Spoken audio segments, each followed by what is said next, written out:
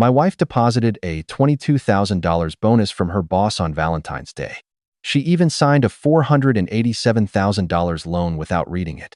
She said I was the problem for asking questions. On her birthday, as she raised a glass to her special guest, I revealed something that made her panic. My name is Mason. I am a compliance attorney. My job is to review contracts, document patterns, and identify conflicts of interest before they become problems. That training does not turn off when I go home. She did not know what I had already put in place before the first guest arrived. She did not know what had been prepared over the 6 weeks prior, or that an email had already reached 3 people at Garrett's company before she ever picked up the microphone to make her toast. She handed him the first glass of the night in front of 50 people and called him her most special guest. I had already handed my attorney the prenup. I have been a compliance and employment attorney for 7 years. My job is straightforward. I read documentation, I identify patterns, and I flag problems before they become lawsuits. I am not someone who invents issues. I am someone who finds them in the paperwork. Danielle and I had been married 4 years when this happened. We bought our house together in 2021 joint mortgage, $487,000, 30-year fixed. We shared a credit card with an $18,000 limit. On paper, we were a functioning unit. For the first 2.5 years, I believe we genuinely were. I liked Garrett when I first met him. He was polished, direct, and he seemed to take Danielle's career seriously. When she received the marketing director promotion 18 months into the job, I thanked him at a company dinner and meant it. The problem did not begin with him. It began with a pattern I kept filing away under benefit of the doubt. Late dinners framed as strategy sessions. A weekend brand retreat in Scottsdale that she mentioned the night before she left. Text messages after 10 at night, 3 and 4 times a week. I noticed all of it. Each time I came close to saying something, Danielle got there first. He's my mentor, Mason. This is how he communicates with the whole team. Then, you're reading into things that aren't there. Then, on a Sunday morning when I finally asked her directly to help me understand where the professional relationship ended. I need you to respect the boundaries of my professional relationships. You're making yourself the problem here. She said that last part like it was already a settled fact. I was the problem. My concern was the issue. Not the texts. Not Scottsdale. Me. Then in February, she deposited $22,000 into our joint account. I saw it on a Saturday morning and assumed it was a standard bonus. The memo line read, Discretionary Performance Award approved by G. Voss. It had been deposited on the 14th. Valentine's Day. I asked her about it that evening. She said it was just good timing, smiled, and changed the subject. I looked at that memo line for a long time. I did not change the subject. That was the moment I stopped giving things the benefit of the doubt. 2 weeks before the party, on a Sunday morning, I waited for Danielle to come downstairs. I had one thing to say, and I had kept it simple on purpose. Simple is harder to misinterpret. She poured her coffee and leaned against the counter. I told her I had one request about the party. Do not invite Garrett. She set her cup down slowly. You're serious right now? I said yes. I was not asking her to blow up a professional relationship. I was asking her to keep one personal event separate from someone whose presence had already caused enough friction between us. I told her she had a choice to make, and I would respect it either way. She looked at me the way she looked at voicemails she didn't want to return. Mason, I cannot uninvite my boss without it becoming a whole thing at work. You know how that looks. You're being dramatic. I did not argue. I went upstairs and sent one email to my personal attorney, Joanna Hargrove. Subject line, Possible Prenup Activation, Standby. Timestamp, 9:47 a.m., April 7th. I exercised strategic caution. I documented the warning. I made sure it existed in writing before anything else happened. When I came back downstairs, Danielle was on her phone. She didn't look up.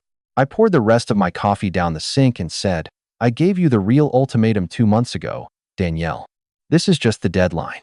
She still didn't look up. The week before the party, 3 things happened in 4 days. I did not go looking for any of them. They arrived on their own schedule. Monday night. Danielle's phone was on the kitchen counter while she was in the shower. I was walking past it when the screen lit up. 11:58 p.m. From Garrett. The preview read, Can't wait to see you in that red dress Saturday. I stood there for about 4 seconds. Then I took a screenshot and kept walking. Wednesday. I got a text from Tyler, a 24-year-old marketing intern at Danielle's firm, who had contacted me on LinkedIn 2 months earlier with information I had not asked for but had not deleted. He told me Garrett had been telling coworkers the birthday party was basically a company event and that he was, in Garrett's words, the guest of honor. I saved the message and added it to a folder I had already been building. Thursday, I pulled our joint credit card statement. Routine charges, mostly. Then, $340 at a boutique called Vela and Rose. Tuesday, 2:14 p.m. Danielle had told me Tuesday was a working lunch. I looked up Vela and Rose. They sold dresses. She came home that Thursday with a box under her arm. She went straight upstairs and put it in the closet before I could see it. She did not know I already had the receipt. That night at dinner, she talked about the party caterers, the champagne fountain, whether the band needed more room near the back fence. At one point, she looked up and said, "You're going to be fine Saturday, Mason. Just relax and enjoy it." I nodded. I passed her the bread. I was very relaxed. That was the problem she had not accounted for. Now let me go back 6 weeks, because what happened then matters more than anything that happened that Thursday. In early March, I told Danielle we needed to update our mortgage documents. Interest rates had shifted, and our lender was offering a refinancing option. Both of those things were true. What I did not mention was that I had asked Joanna to redraft our original prenuptial agreement and fold it into the refinancing paperwork. The updated prenup specified that in the event of documented infidelity or a verified conflict of interest between a spouse's professional relationship and the marriage, I retained sole equity in our jointly purchased property. My personal retirement accounts, totaling $214,000, were protected separately. The document was properly labeled. Nothing was buried or forged. She simply did not read past the first page. Danielle signed at 3:47 p.m. on a Thursday afternoon in March. She was laughing at something Garrett said on the phone when the pen hit the page. Joanna was sitting across the table. Neither of us said anything about what she had just signed. I paid the $3,500 retainer activation fee from my personal account the same morning, not the joint one. I had been exercising strategic caution since April 7th. I had started the clock in March. The morning of the party, Saturday, April 21st, I was at the kitchen table with my coffee at 9:30 when Danielle came downstairs. She was already in the red dress. She had put it on to do a walkthrough of the backyard before the caterers arrived. She looked good, and she knew it.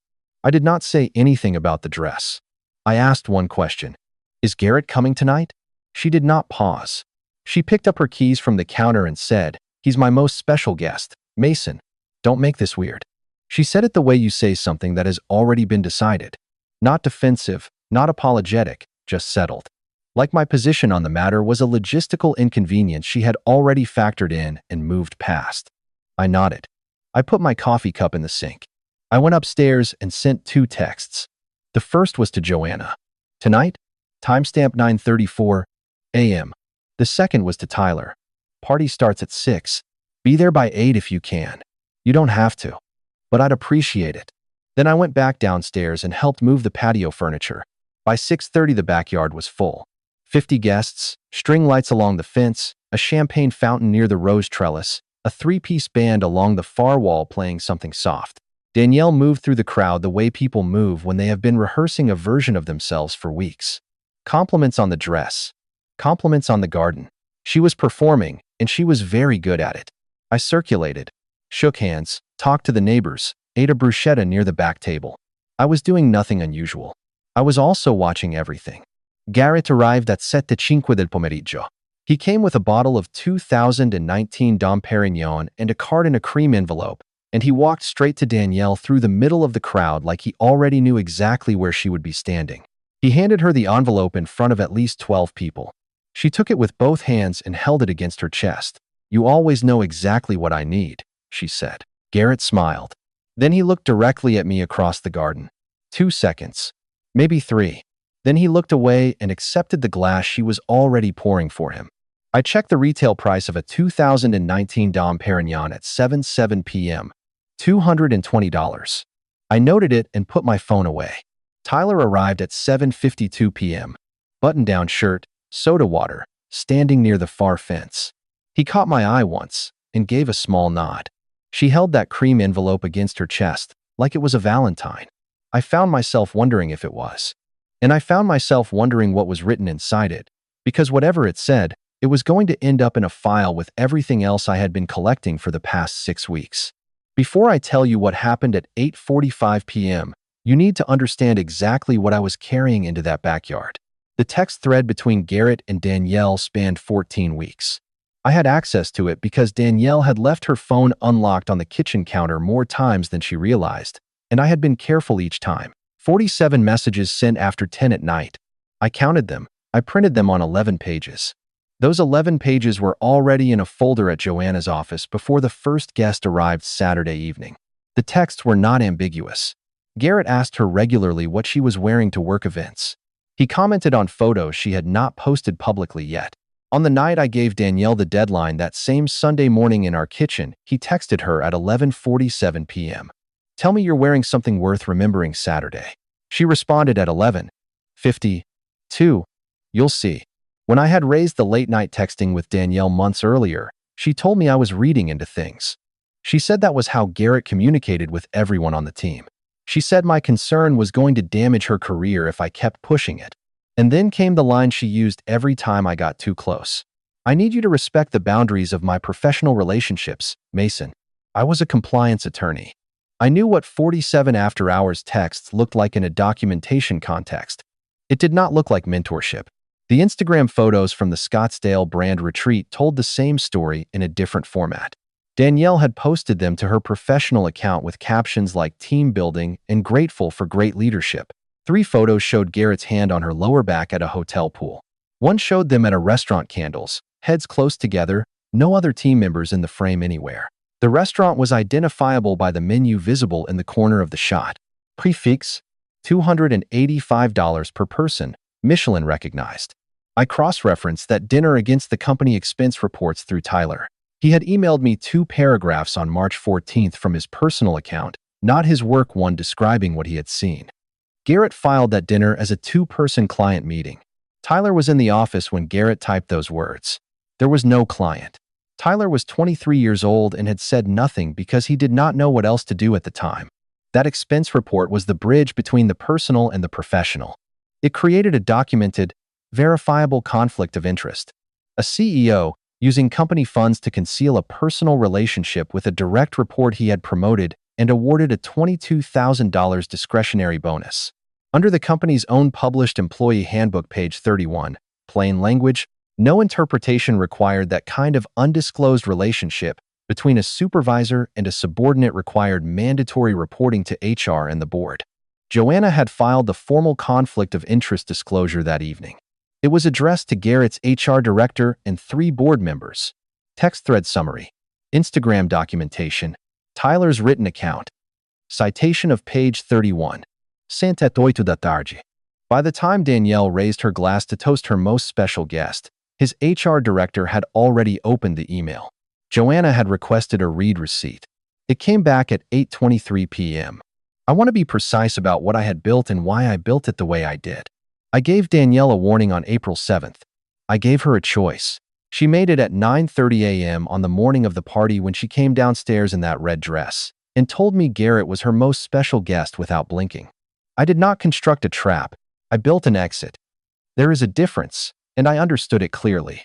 By the night of the party, I had 3 instruments in place. The first was the updated prenuptial agreement Danielle had signed in March. It protected my sole equity in the house and ring-fenced my personal retirement accounts, which totaled $214,000.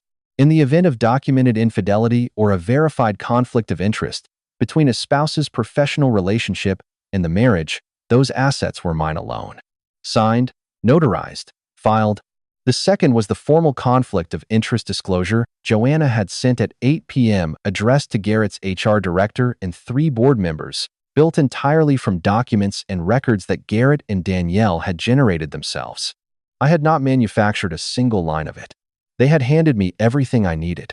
The third was a petition for divorce on the grounds of irreconcilable differences. Already drafted, already reviewed. Waiting for one thing, a public moment with witnesses present that I could attach to the filing as context. I had named my risks plainly when I sat down with Joanna 3 weeks earlier. If Danielle challenged the prenup, the process could take months. If she contested the house, it became a prolonged fight. I decided I would rather have a clean, documented exit built on a foundation she could not credibly dispute than a messy, contested one built on nothing but competing accounts of private conversations. Feelings are subjective. Timestamps are not. Notarized signatures are not. Page 31 of a published employee handbook is not. Joanna told me at that meeting to be certain, because once the disclosure went out, there was no version of this where Garrett's professional standing was unaffected. I told her I had given Danielle every reasonable opportunity to make a different choice. Joanna looked at me for a moment, then opened the filing folder. Before I get to 8:45 p.m., I want to say one thing about Tyler. He was 24 years old. He had contacted me because he watched something happen at his workplace that did not sit right with him. I told him the morning of the party that he did not have to come, that his written account was already enough, that I was not asking him to do anything further. He showed up at 7:52 p.m. in a button-down shirt, holding a soda water, standing near the fence like he was trying to take up as little space as possible. I did not ask him to speak. I only needed him to be in the room. Sometimes that is all a witness needs to do. He was 24. He came anyway. I did not forget that.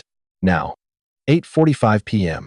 At 8:45 p.m., the band finished their second set and went quiet. Danielle was standing near the champagne fountain with a glass in her hand and a smile she had been wearing for 3 hours. Someone handed her the wireless microphone.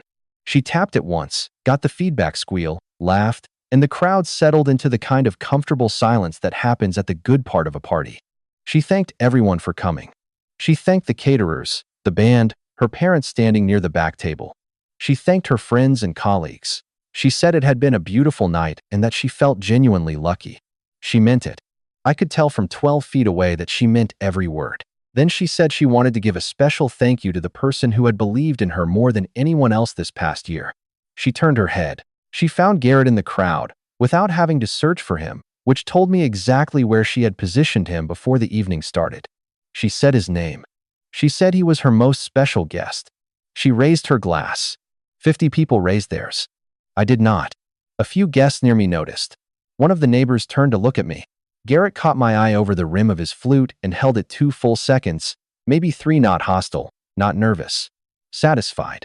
Like a man who had already won something and was simply waiting for the other side to accept the result. I set my glass down on the table beside me. Then I started walking toward the center of the garden. I did not ask for the microphone. I did not need it. The garden had gone quiet after the toast, and I walked into the middle of that quiet and stopped. When I spoke, it was in a normal conversational voice. Not loud. Not raised. The kind of voice you use when you are placing something into a record and you need every word to arrive exactly where you intend it to land. I said 4 things.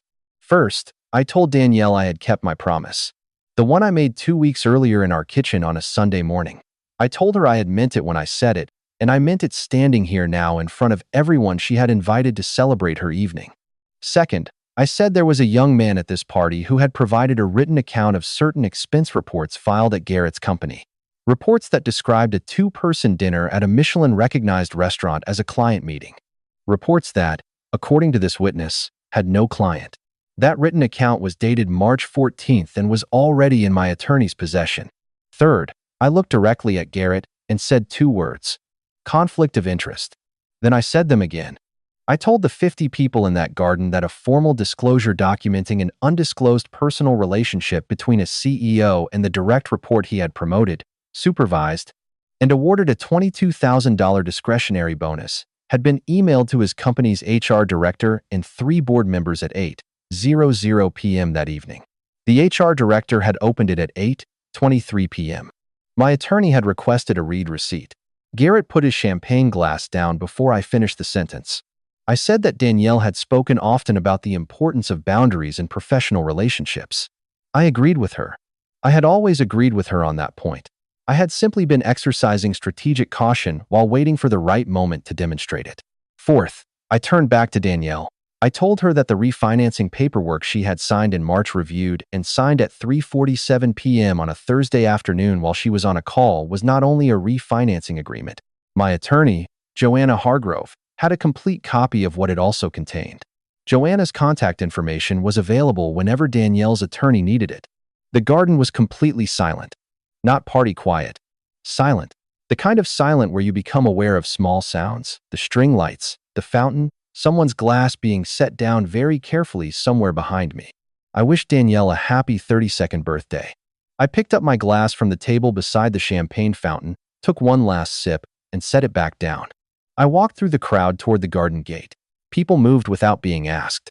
Near the fence, I noticed Tyler had set his soda water on the ground at some point in the last few minutes. He was standing completely still, both hands at his sides. I opened the gate and walked through it. I pulled it closed behind me slowly. The latch caught with a small, clean click. That was the last sound I made in that house. I drove to a hotel that night. I booked one night, then extended it to 3. I did not go back to the house until Danielle had made arrangements. The following Monday, Garrett was placed on administrative leave pending an internal investigation.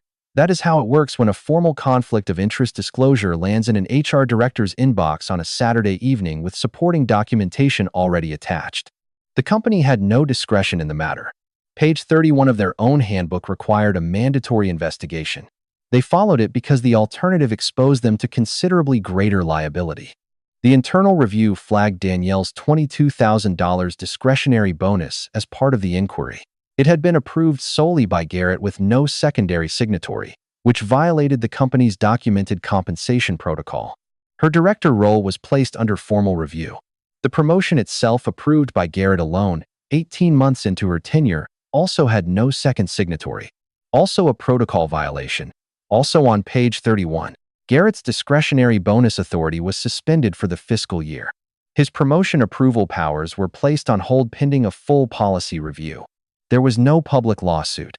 The company settled the matter internally, the way companies always do when the paperwork is clean and a public filing is the only other option. Danielle's attorney reviewed the prenuptial agreement within 2 weeks and confirmed what Joanna had told me in March.